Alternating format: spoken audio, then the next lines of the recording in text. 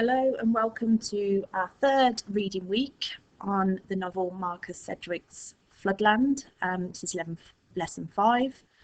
What I would like us to do today is we're going to look at recording our thoughts on the different characters that we've come across so far and explain why we think that. Okay, so to start with, let's have a look in detail at the following quote. So, and how do you think people have survived?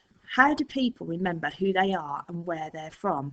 And how do they know what it means to be human? What makes us more than animals? How do they pass these things on to their children? Stories, that's how. Okay, I want you to think about the following things. So that's a quote from chapter 7, and it's what William said. So what does William mean when he says stories make us know what it means to be human? I want you to think carefully about that. And when you answer it, can you explain why you think that? Also, which stories would you choose to pass on to future generations and why? Well, I think what's happening now is pretty interesting and would be good to pass on to future generations. Which important stories have been passed on to you by your family and teachers? How have they helped your understanding?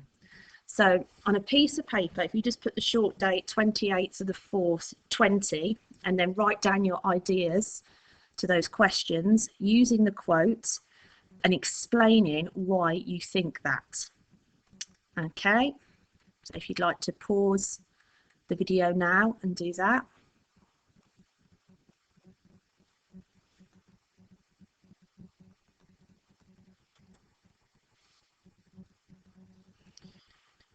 Right, yesterday on the timetable you would have listened to chapter 8 being read, so I'd like you to have a listen to that again. So follow the link from yesterday. You'll have to come out of this video to do that, and what I would like you to do is just write a short paragraph about what we have learnt so far from chapter 8, and I've put some visual clues here to help you. So you've got a ship out at sea, you've got a necklace, you've got pictures of food, so some grains, some apples, you've got two people arguing, you've got a secret room, and you've got a candle.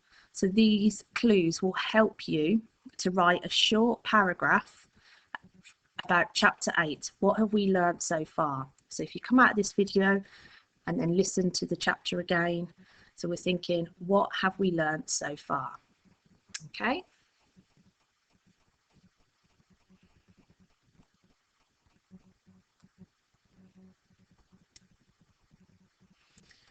And finally, what I would like you to do is I'd like you to think about these questions. Again, making sure you have a reason for your answer. So you're going to have to write down your answers to these questions. So do you think Zoe's parents are alive? Provide your reasoning. So explain why you think that. Do you think Munchkin will help her? Do you think Munchkin will help Zoe? Again, explain your reasoning. And are there any examples in the world today where people have to barter or give up possessions to survive? So trade what they own. So they have to swap things, give things up, trade them in for other things. Okay, so write down your answers nice and neatly to those. And if you can, try and upload your work to Dojo so myself and Mr. Shaw can have a look at your lovely work. Okay.